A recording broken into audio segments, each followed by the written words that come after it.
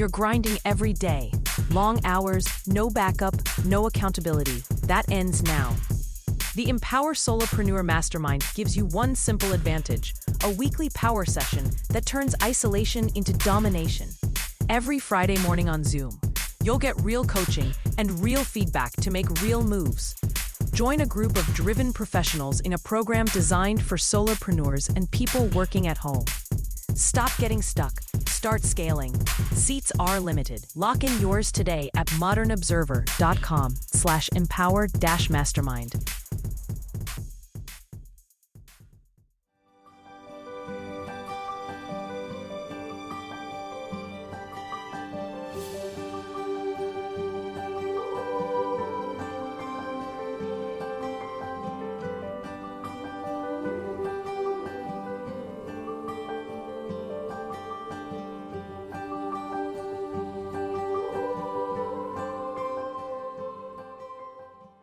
We are lighting the candle, a world that works. I'm Bill Corral, and I've got with me today my amazing friend in the arena of world empowerment, or maybe just a little bit of feeling better about yourself at different times.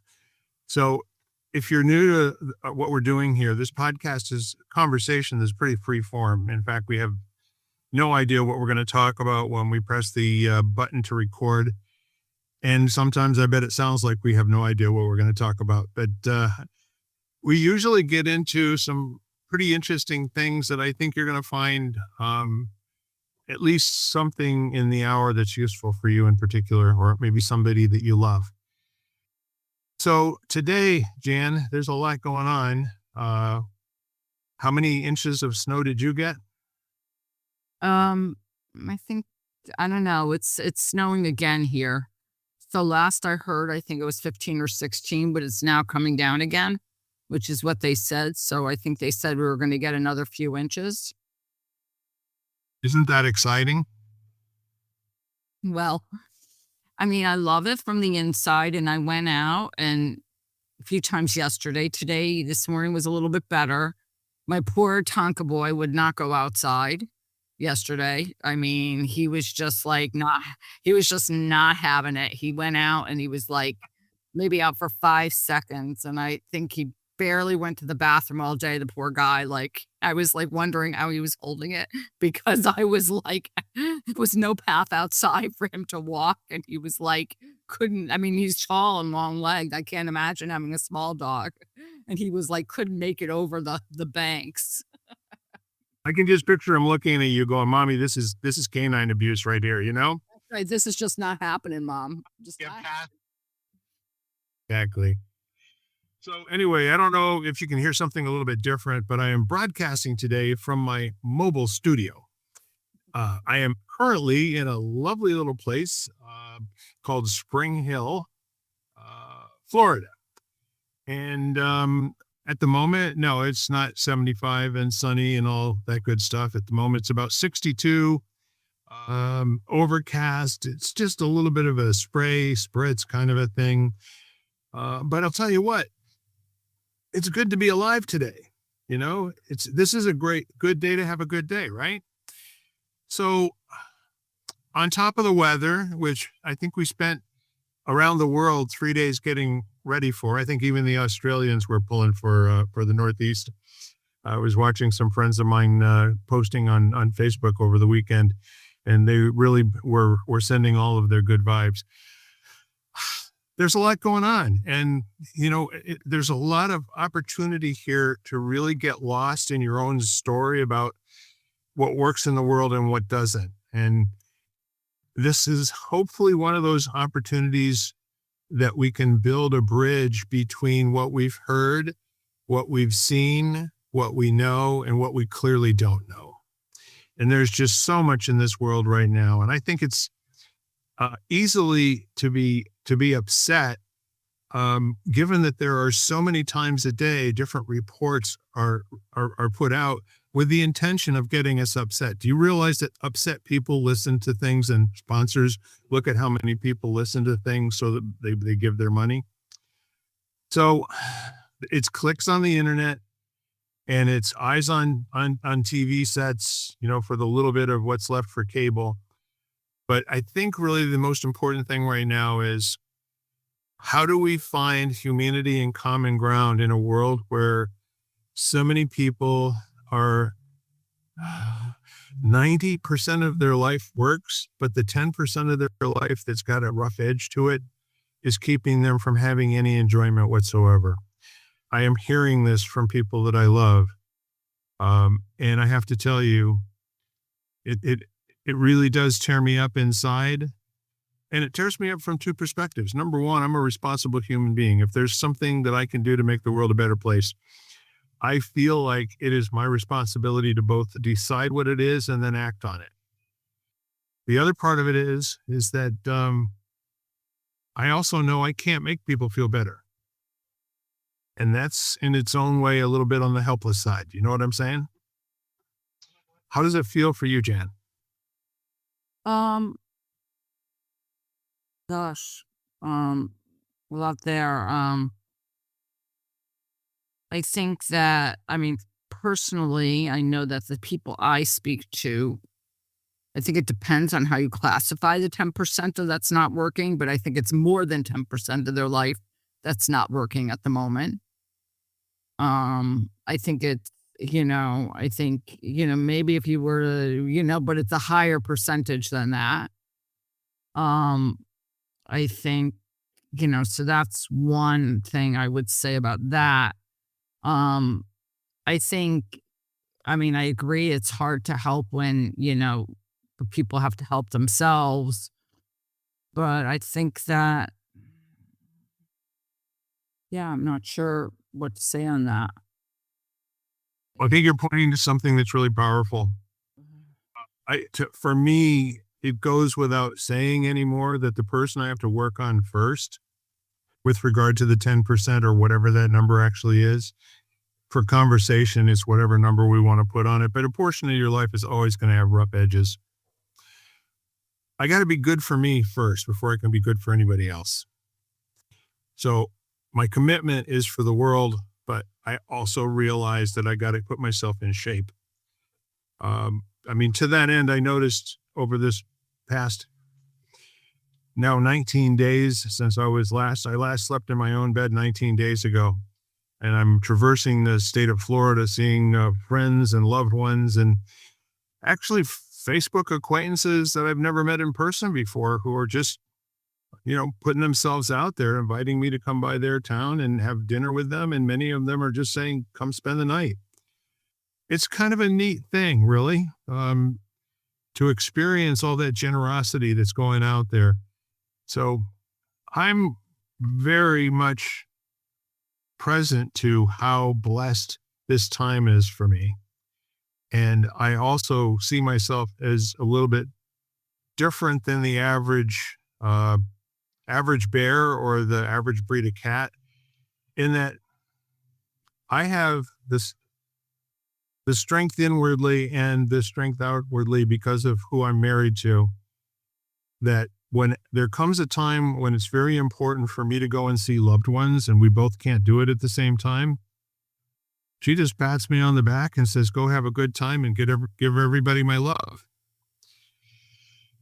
But I think there's kind of a sameness, to the background noise that we're waking up to every Monday when we do this podcast, Jan. There's always a conversation. First of all, how are you doing? And then maybe not so well. And I wonder, from my perspective, I want to take a look for me, how am I really doing? As opposed to, hi, how are you? Oh, fine. What's it been like today? Oh, it's been great. That set of greetings that we go back and forth with all the time.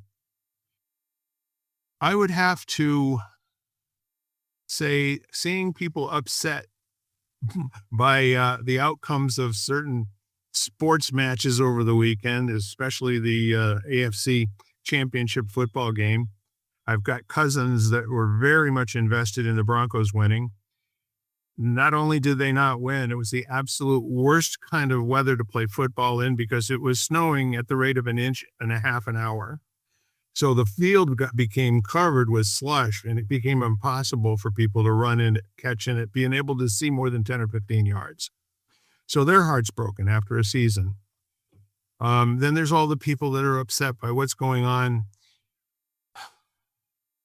I'm just going to say what it is because it's the elephant in the room. What's going on in the reports of how it's happening, who it's happening to, and why it's happening, in the media about what's going on in the state of Minnesota. Now, there's a piece of this that I think we have to be able to step back from a little bit and not just invite the upset into our homes. It's easy to commiserate with it, and we should. However,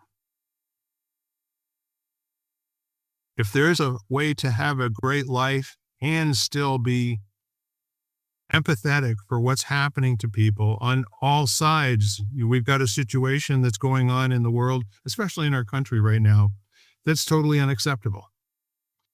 And there's no by rote solution to where we are right now. So it requires that human beings do absolutely extraordinary things. And those human beings on both sides get pressured on a daily basis to do things that they probably wouldn't normally do. So when it comes down to it from just a thinking perspective, I think folks need to ask a question.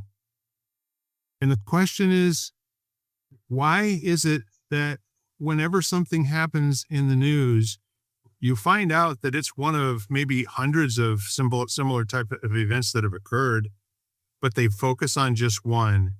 John Benet Ramsey, for example. Do you remember how that just owned the headlines for a year and a half?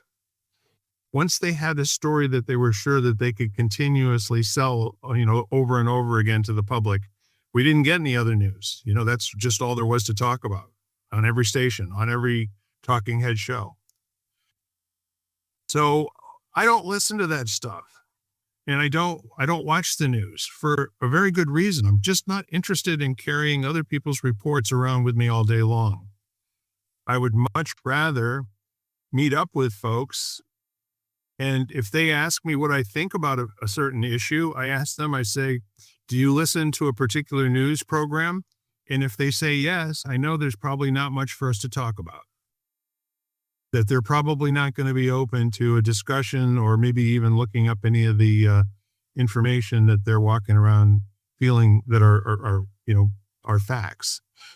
So it takes a lot of words to describe the mishigas that we're in. And then it takes a lot more in terms of something inside that basically says, okay, two things can be true at the same time. There can be bad things happening in the world, and I can still have a great life. Is that possible, do you think? Well, I've been talking about that a lot, and just my own life was how to hold to conflicting, what we might call conflicting emotions or states at the same time. And there are points I can, and I think it depends on how raw it is, what I'm feeling. How fresh, how much time I've had to process it, or give myself space to actually be with it. I think that, as opposed to just sugarcoating it and saying everything is fine, or pushing it aside because I don't have time to feel it at the moment because I'm too busy or whatever, it has to do with like, okay, can I process this enough so that I am able to hold space for it? So acknowledge it and honor it for what it is. But then also be able to look at what's positive. I think today, for me, you happen to have caught me on a very raw day. So I'm still in the processing phase. I'm still trying to make sense for myself of my exact feelings and sort of like maybe decide if there, what I can do in my own life that might make me not only feel better on an individual level, but also feel like I'm making some sort of contribution to a solution versus just, thinking about, or basically, getting so upset or just, basically lashing out with no purpose involved except to noise. And then I feel like it serves no purpose except to to cause, I might say, to cause everybody else to kind of get upset. Like then it serves no purpose. If there's if all I'm trying to do is get a rise out of people or whatever, then I don't really feel like it served a purpose. So I guess that's where I am personally. Well, I also think what you're doing is fulfilling the objective of the people that gave you the news. So here's the thing, okay? I mean, the absolute abject truth is you and I don't know what happened. We only know what we've heard. We only know what we've been told. And whether or not it has been from 2 or 3 different sources really doesn't make any difference, simply because since what we've got going on is an internal story and a narrative of our own for these things to show up in, the background and the context of how our life is going, there are certain things that are going to absolutely just tug at our heartstrings. For instance, anything having to do with small children or puppies or something of that nature. That's going to bring me a lot of joy, or it's going to bring me a lot of pain, if somebody is going through any tough times. But here's what I see happening. I think people have just given up their sovereignty in terms of just allowing these unsubstantiated, and usually as time goes on, we find out they're not completely accurate stories, and at whatever level they are, Jan, not this one in particular. It's worse when somebody actually, succumbs and gives up their life because it's so final. But the truth of the matter is we lose in the United States probably 150,000 people or more a week. One person being, accidentally killed somewhere has to have a political context in order for it to explode on the media and then be the thing that dominates our life for a news cycle till the next thing happens. So really, I guess what I'm getting at here is this is a great example of how our lives operate on a standard plane anyway, that we're kind of bebopping along and we've got our own little thing that we're working on. And then we hear something. And then when we tell it again, it's our version of what we heard. And then when we get more information, that gets added to the body of knowledge. But there isn't any way we can go back and corroborate any of it as being the factual truth of what actually occurred. We weren't there. We can't trust the people we're hearing it from. And we need to understand to the degree that we want to understand, or we may not want to understand. We may just feel that the thing that's going on has only one resolution to it. And it's always pointing back to the same thing that can't happen. Funny how it is that way. That's how they keep us, kind of intoxicated, addicted, and all those other words that we're just. And this is never anything that's intended about you. Or I would never say anything about how you feel, because that's why we're here, is for me to hear it from your lips. But I am talking to you about other people that were absolutely horrible on Facebook this weekend. Absolutely horrible, using F-bombs and all sorts of other things simply because they're upset at something and they have to have some way to get it out of their whatever you want to call it, out of their body, out of their mind, out of their speaking. And it's not good. We have gotten to the point where we have dehumanized so many things that there's no room for having in many cases, there's no room at all for having what would be called an adult conversation. That's where 2 people are interested in a conversation to learn something. That's so rare these days in my experience. I don't know how it is for you, Jan. Well, I'm in I'm talking about different things most of the time. Um, and some of what I'm basing it on is people who actually, live in the state. And so they're telling me their experience personally. about, what they're seeing. But I think that no matter what topic you talk about, there's always, an interpretation, and it depends on your sources and the money behind what those sources are. You know, where the money's coming Yeah. from, who's supporting, in the medical world, it's most likely the pharmaceutical companies and their agenda.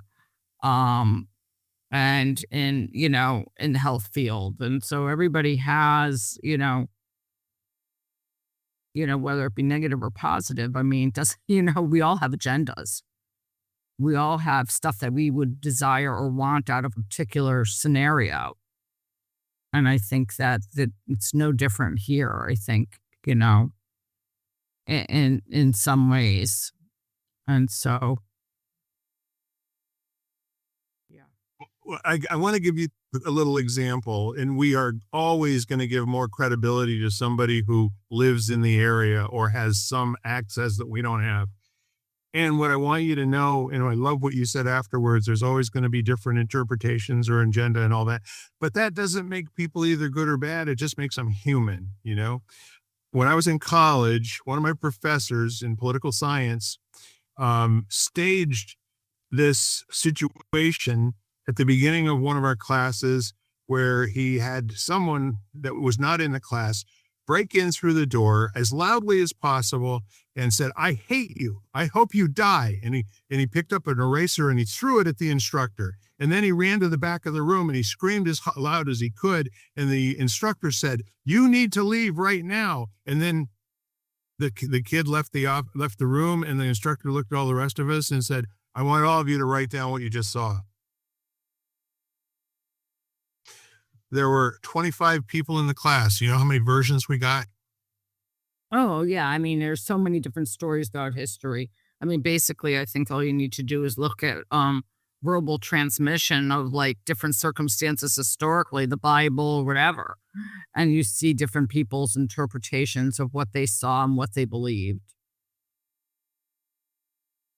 Well, the punchline is that we're out of 25 people, there were only 4 that wrote down what actually happened.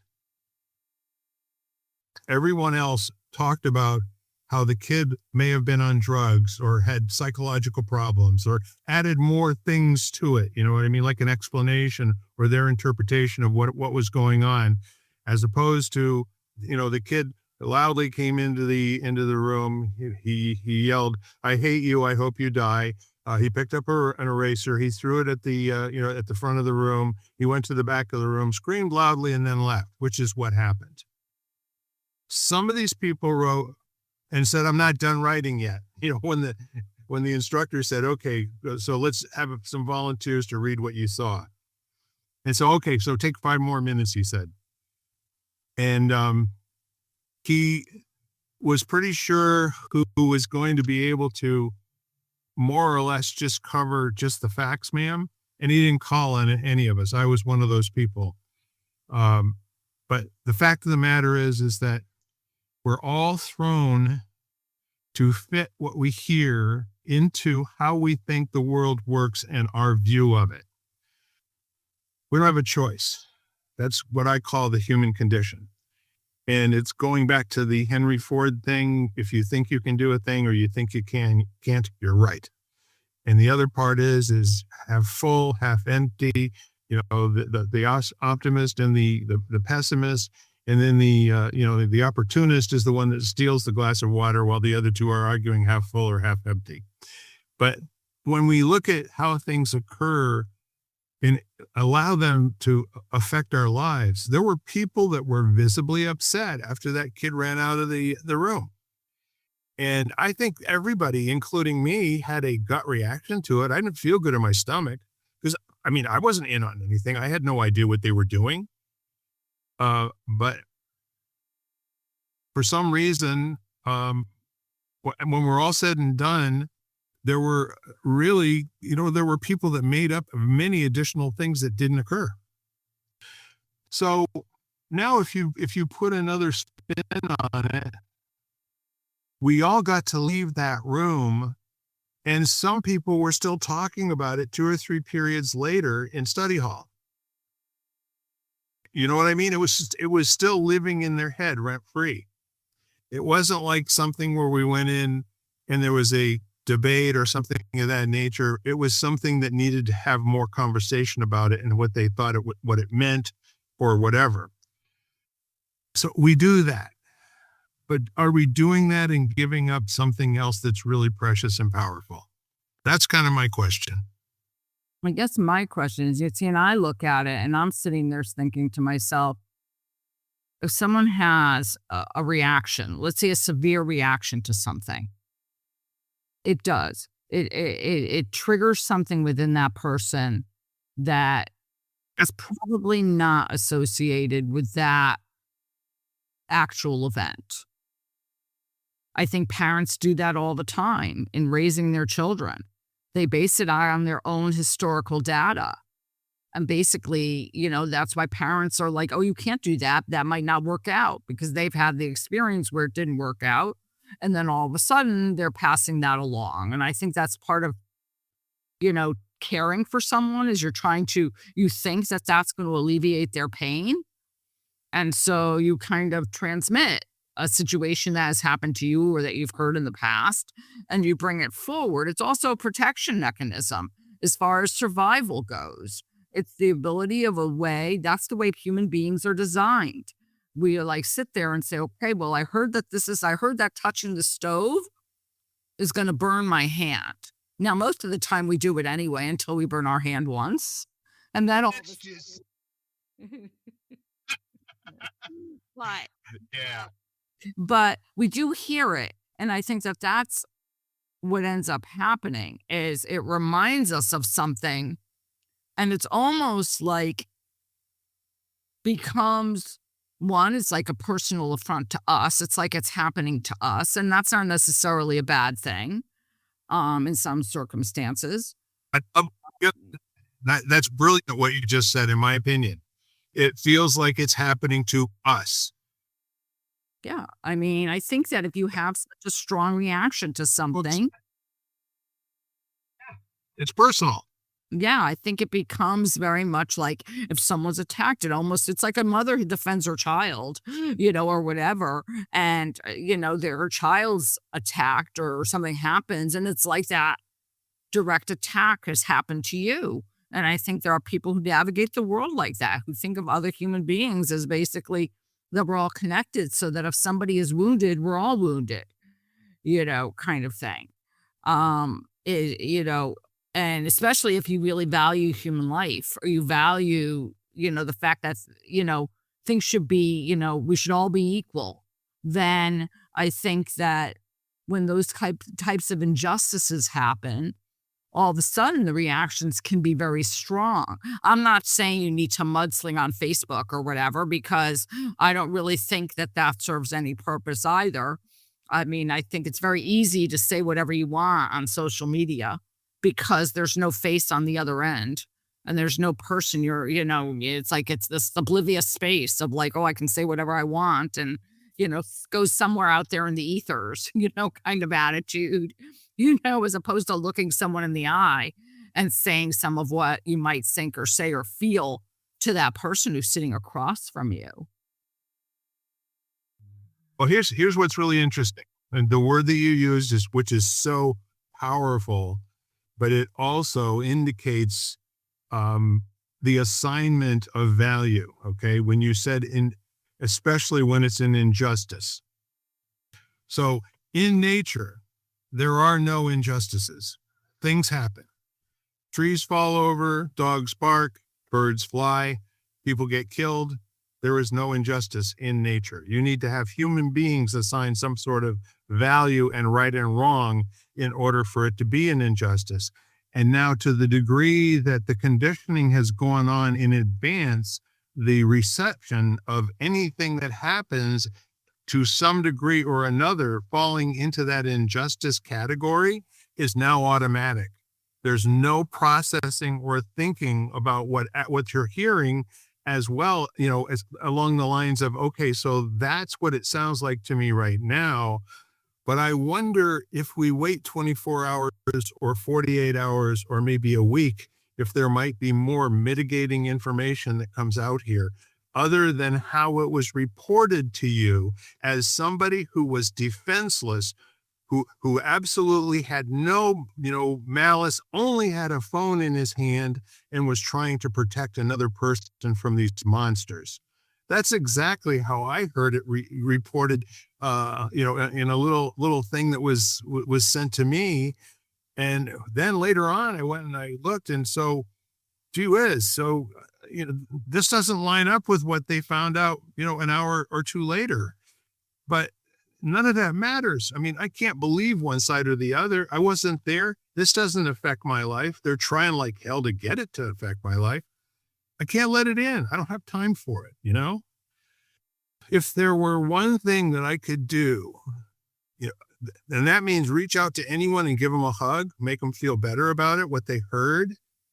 If there's something that I could do, to go, and I can't even imagine what the folks that work for ICE and DHS and the Border Patrol feel like. So here's how this would sound to me. There's two levels of injustice. And the one is that I'm very good friends with a lot of people, down in New Mexico who work for the Border Patrol. And many stories over 40 and 50 years of service with these folks. They all were, when I met them, they were in their early 80s to almost 90 years old, recanting stories about, people coming over and trying to, get into the country one way or the other, either with drugs or smuggling human beings or, just really unsavory stuff, right? So the thing I hear is, taking the antithesis for a minute, and I'm not saying this is a correct interpretation of what happened, but who the hell gave anybody permission to assault an officer of the law under any circumstances? It is so not okay, but it is now. Do you notice that? It's okay to assault an officer of the law because they're not good, in their intentions, and they're not following the law. And now we have citizens that are being coached to decide for themselves when an officer of the law is not following the law and intervene.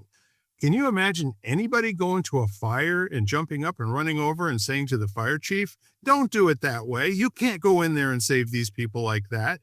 It wouldn't happen. You got to ask yourself a big question. Are we in a situation now that was staged by people who have a vested interest in causing something to happen? I'm just asking that question. And then I would ask the question. And if so, And then I would ask the question in response, and is there, if, to me, my question that I start to ask is, what are they trying to distract me from seeing? 100%.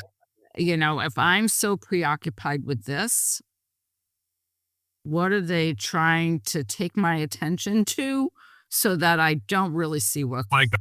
what's going on, or something else that's actually happening that's, and I think we've seen that time and time again too. Are you ever suspicious when you hear elected officials tell people to break the law knowingly? Would that ever cause suspicion? And let's go back 20 years ago. There's no one I know who would ever listen to a politician telling them to break the law. Well, how about But it's routine every. But how about a politician who breaks the law?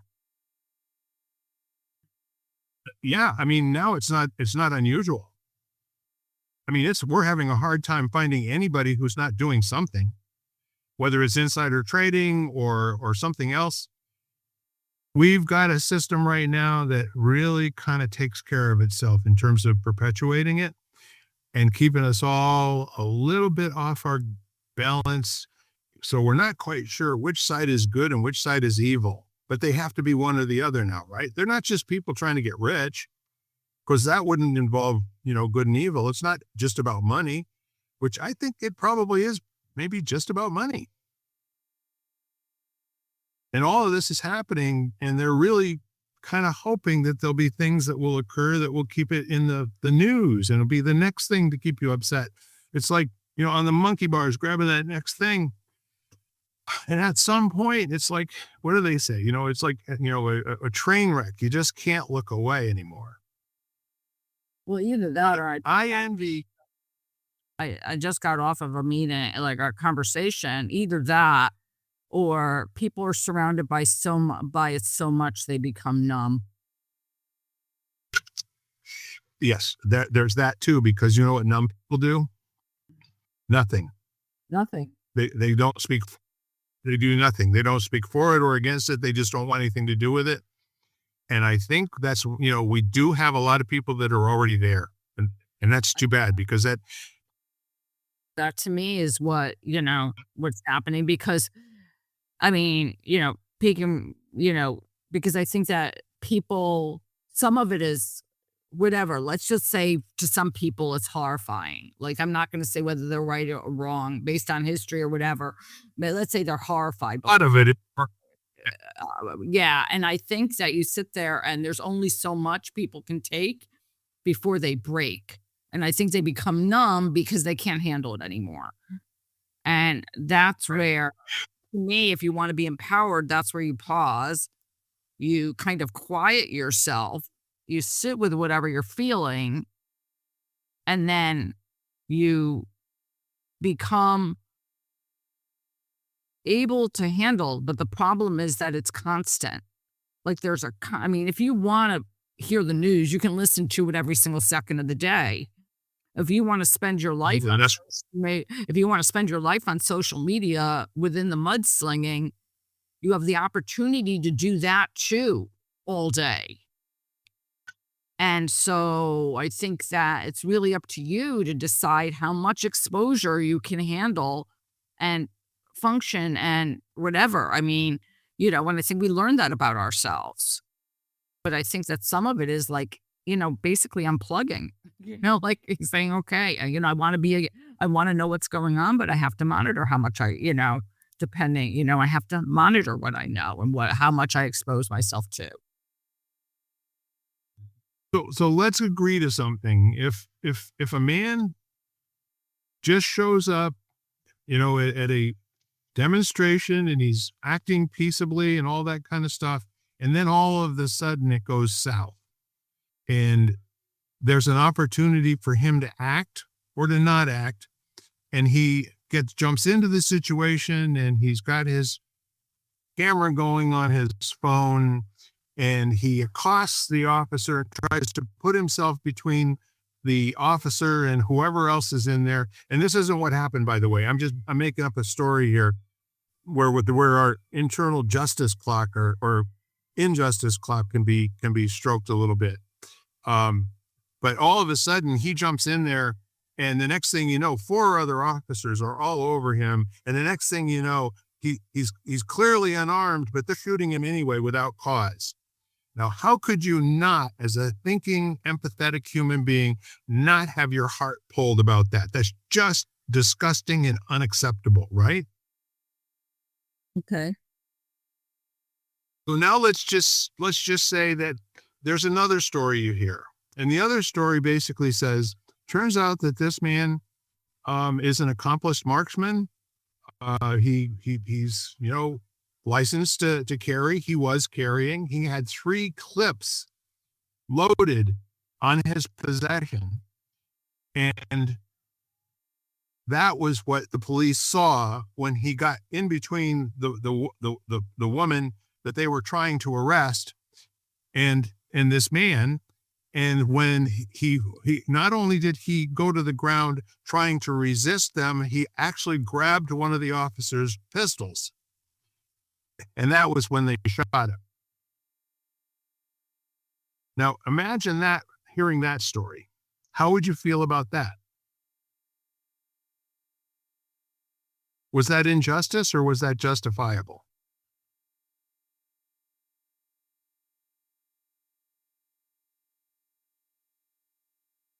I mean, I don't want to,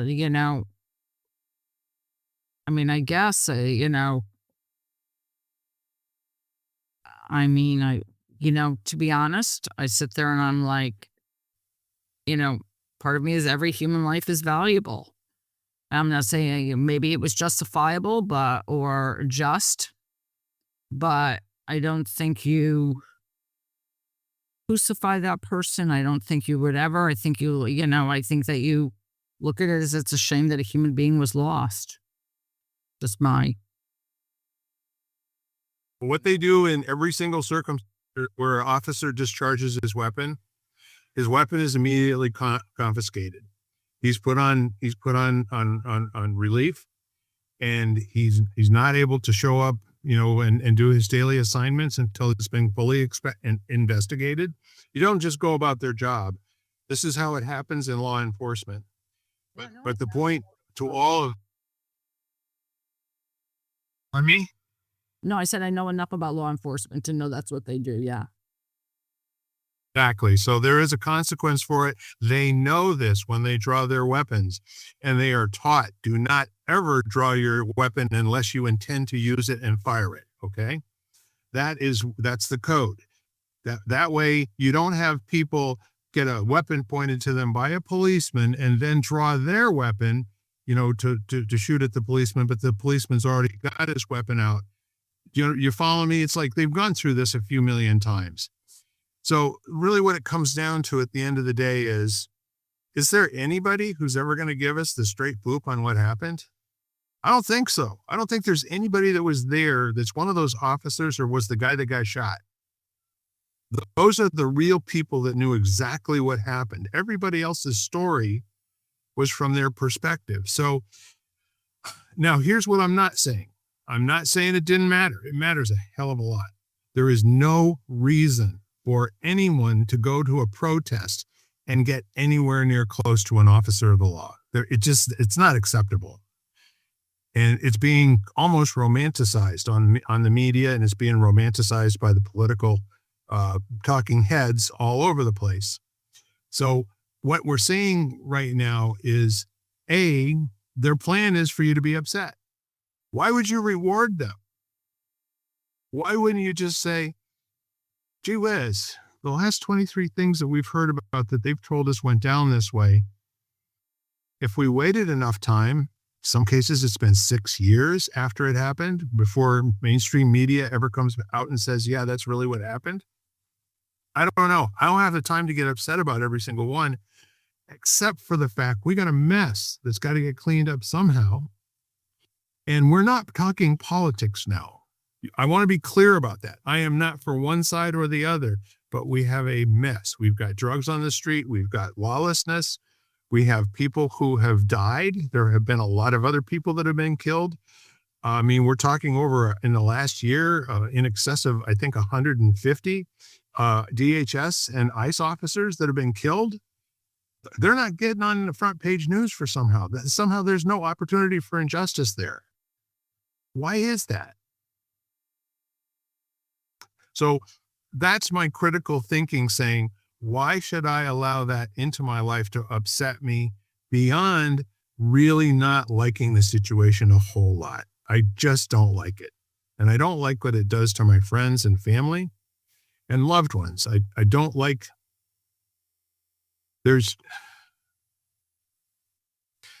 are opportunities to have conversations with people, but we can't trade, the facts that we heard from different sources. That just doesn't work. That hasn't worked for 10 years. We've been playing that game back and forth for 10 years. So I stopped. I think I said earlier, when I meet somebody, they ask me about something and I say, well, do you listen to a particular news broadcast? And if they do, I say, I don't know enough about that to have a conversation, which is always true. Now, you know what? There are some people who think there's something wrong with me for not being upset at what they're upset at. So that creates a breakdown in our relationship. It's not okay for me to not be upset when they are upset. Do you understand that?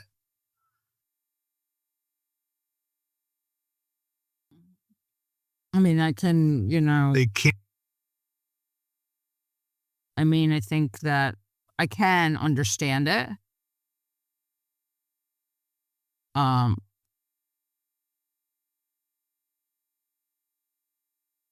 decide, I can't understand it. I'll just say that. I can too. But normally 10, 15 years ago, we would have called that a psychological problem. That wouldn't be anything other than there's a psychosis that's going on here that needs to be delved into a little bit. When people who are normally thinking, educated, rational human beings lose any relationship with being able to just have a conversation about a topic, it's beyond, not sharing the same political values. It's into an area of psychology. Now, I know a little bit about it, but I have not got the expertise to want to cure anybody of the problems that they're having. But at the same time, if I can have one person out there today walk away from this and say, when you have an immediate reaction, have that immediate reaction.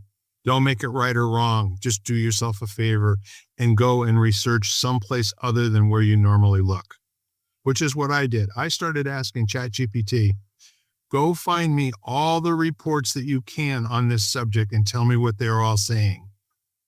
Because you can't do that just by searching on Google anymore. So why am I going here today? Well, because life in the world, I think we're sent here to be, I don't know, I could be very wrong, but I do think we're sent here to be very self-expressed, to experience our passion on a daily basis, and to feel loved and give love, Now, whether or not I'm correct about that, I mean, that's the kind of world that I want to help create. What's going on in Minneapolis? Not important to me, because there's not a damn thing I can do about it either way. What is important to me is what it means about the world that we're building for my grandchildren. That's very important to me. And all I need is for the people who are feeling a little numb to understand why, and to understand that's exactly where they want you to be, the people who are doing what they're doing. And good people can show up for something, and the circumstances make them do things they would never do otherwise. Do you remember the 1960s Stanford study where they took a psychology class and they made half the people inmates and the other half were, the jailers? No. Back in the 1960s, there were a couple of different studies that were done, and one of them was following the orders of somebody telling them to do things that were physically abusive to their peer students, right? Well, it got to be so real that they had to call the whole thing off. And then there was another study that was done, and I do know that our illustrious producer, Eric, is listening to this going, I know the very thing you're talking about, Bill. But another one where they actually had students that were coached to ask questions of an individual, and if they got the question right, to tell them, great, you did a good job. If they got it wrong, give them a shock. And with each question they got wrong, turning up the intensity of the shock. What they found in that study was, even though this was a contrived, made-up circumstance, most people would increase the shock to the point where it actually killed the other person. These are the same people that are going to experience other people's injustice. Do you know what I'm saying? So all human beings have a capacity to lose who they are in a set of circumstances. I don't think there's good people and bad people in that way. I think the circumstances get away from them, and the next thing you know. So I don't know, that might be my Pollyanna way of looking at life, going, other things equal, all people are good, and let's look for the good in everyone. Our world isn't set up that way where we're actually looking for the good in anyone anymore, in my opinion. So we get to walk around being a little less than we are, a little subdued, a little bit upset. I don't know. So I think just for today, I'm taking this opportunity. I've been in paradise now for, I don't know, almost 3 weeks. It's been an extraordinary change from being in Connecticut where it's dark by 4:30. It's cold. It's dark. All of the the trees and everything are brown. And what I've really discovered is that the thoughts that I had in that environment are different than the thoughts I'm having in this environment. And I'm wondering if there's something about the context that I'm living that makes a difference in my thoughts. Does that make any sense? I think that sometimes when we're in scenarios like that, I mean, one is we have the space to actually reflect or whatever, where we might not we might not have that in our everyday lives, where we have, let's say, chores or tasks or duties. And, that's why I think that, a lot of people have true insights when they go away because they actually pause and they have time. They're able to reflect or to whatever they're doing that makes them, and even if it's not reflect, but they're giving them enough space and enough time to find, to have that joy or to experience it. Yeah. So that's what I will say to that. Well, let me just kind of true this up for a moment, okay? Am I telling everybody this is the way I've always lived my life? Hell no. Jen, 2.5 years ago, I was a chocolate mess. All the people in my life that passed away, I had no more room for grief, okay? Not one more iota. Did people stop dying? No, they didn't. It really didn't matter whether I could process it or not. I mean, there was no processing for me. And I'm trying to tell people now in this conversation that if you're in a life right now where the news reports are taking you down that road and you don't want to go there, maybe there's something you can do about that. I think that's really what my conversation today is about.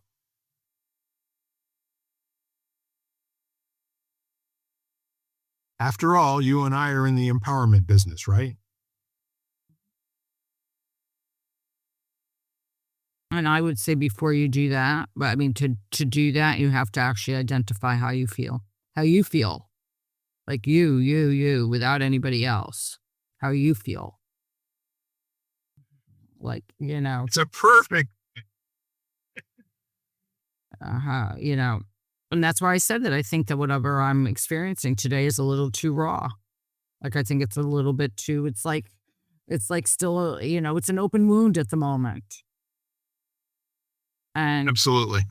And so therefore, allowing that space and time to say, okay, well, and how much how much salt I pour on that wound, meaning how much I, kind of cause that wound to open further and further and further but let's say, by feeding myself the information over and over and over again, I have to at some point or another saying, okay, for now I can't listen anymore. I've got to pause, digest.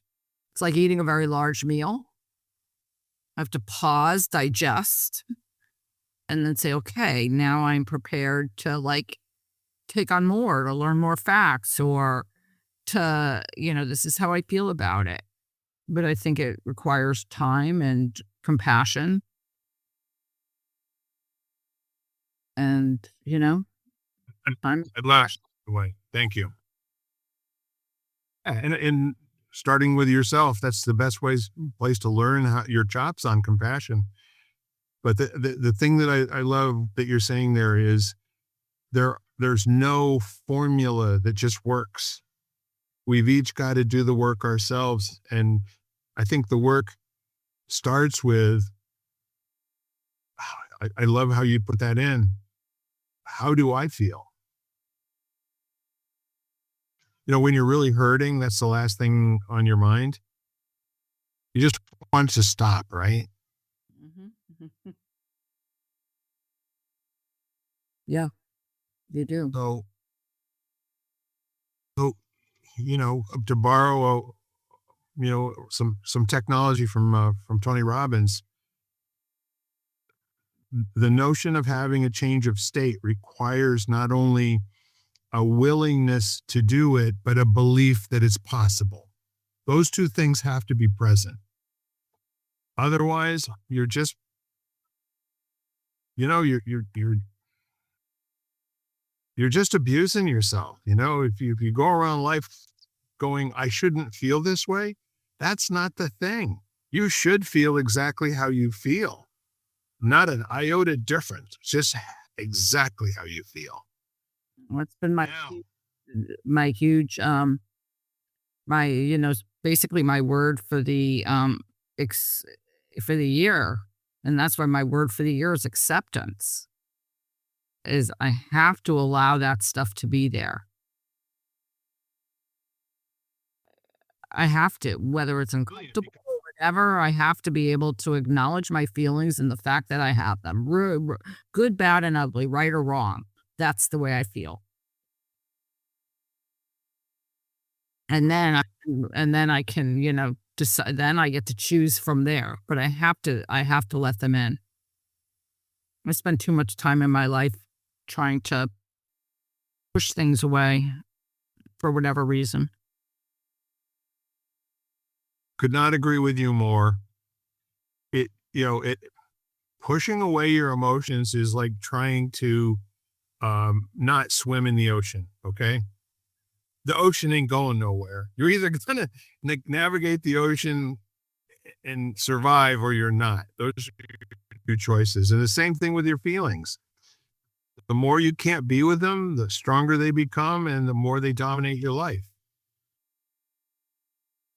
But I love what you put in there. Figure out how figure out how you do feel, just figure it out. Start from there. I mean, to me, you have to figure out how you feel, and then you ask yourself, like, okay, maybe you get curious about it. You're like, okay, where does this come from? Where is it coming from? What historically, like, is it coming from something that happened to me in the past? Most likely, but what was it? Is that the same situation now? Like, is that happening now? Or is it just some sort of bodily reaction, which is similar? And then we are like, oh, okay, this is the same. And so but you have to and then maybe you choose that it's nothing. It's just like, it's a habit. It's a way, it's a habit of thinking it's really nothing and I let it go. But you actually you actually allowed it to be there. Clearly, the technology for getting something to disappear is to fully presence it. That once something is here, notice how all the things that have happened to you in your life that you're not worrying about, they're gone. So I'm hoping that someone out there gets a little something out of this conversation today. But it's really, I think it's appropriate for our culture to start being very, very responsible for their own sovereignty in terms of what they're letting into their lives that change how they would experience the world on a daily basis, if that's what you want to do. Because there are people that would rather just, get the next thing and be upset or be high or whatever it is. But I completely and I want to thank you for your generosity in terms of your personal shares and your ideas about where to start. And the most important thought of the day is there's no right way to do this damn thing. But if you're not happy with how your life is going, don't look to the right or look to the left. Ain't nobody coming for you. This is all between your ears. This is between your ears now. And I wouldn't say it's between your ears. I think it's here. It's in your heart. It's in your It's heart. interesting. It's the beginning of another hour-long conversation. No, I mean, I think that's, that's part of the issue that people, are thinking too much up here. They're too much in their head. I'm not saying it's all heart, but they're too much up here. And they're not enough connected within, and they're not enough connected to their heart. There's a reason why, basically, it's the center chakra, it's the center energy center. I mean, all that goes below it, moves up to the heart. And technically, all that moves, like from the top, moves down into the heart. And then the heart is the center. That is obviously one of those conversations that I'm going to learn a whole lot from you. I love energy. And structurally, in type of yoga I practice, there are loops of energy. We talk about loops, energetic loops. And the energetic loop of the heart is so that the chest lifts, kind of going up toward the head. Right at the base of the throat, it goes back and down and kind of goes under the diaphragm and comes up, and it's a circle. And the one above it is what we call the head, which is actually going in the reverse direction, so that the back of the head lifts and the energy goes down. And it's kind of basically it's always that's a brain, your brain bows to the heart. That's the energy. Your brain is kind of it's there and working, but it bows to the wisdom of the heart. And that's how we should navigate the world. And that's how, when you said, what your goal from, to me, I think, what is my purpose here? Was to alleviate the suffering of others. That's what I think of. Is how can I, obviously for myself, but how can I alleviate the suffering of others? And what is empowerment? It's the absence of suffering.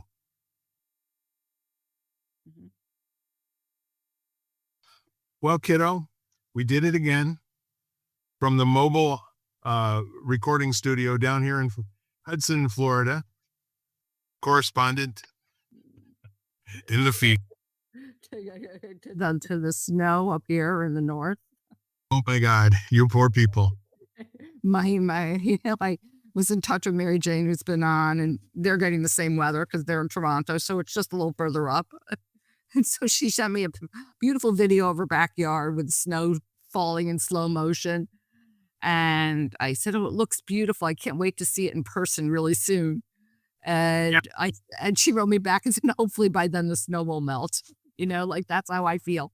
I mean, maybe I'll be out by next week, kind of thing. I'll dip my way out. Well, there's probably only about 200 million people or 300 million people that feel exactly like you do. Yeah, I mean, I was just in all of it, I was just truly appreciative. I was I'm indoors, I have heat, I have food, and then I get out when I get out.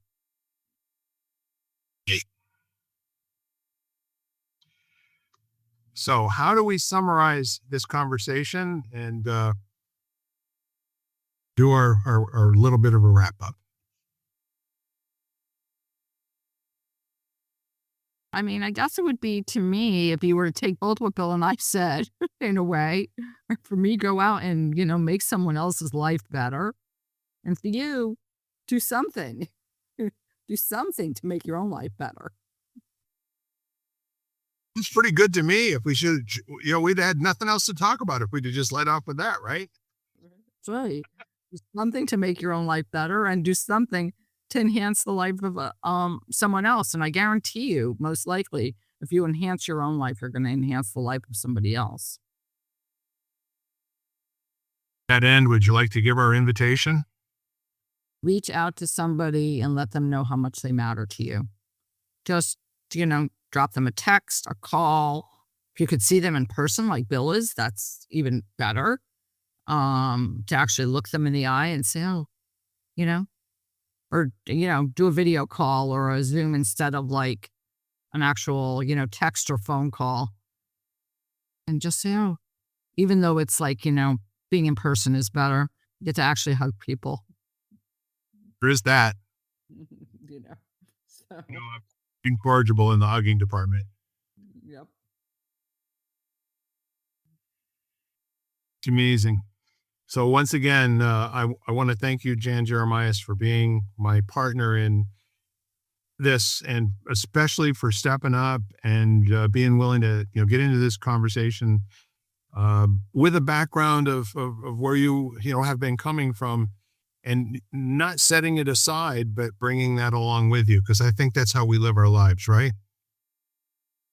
Yeah, I actually love that you say that, because I think we've all been in too many circles where we really feel like we can't show up as we are for whatever reason, whether it be in a work situation or personal situation where you can't be, you can't really come as you are. And I think that, it's important to find spaces where we actually show up. Like, surround yourself with people where you can actually show up as you are.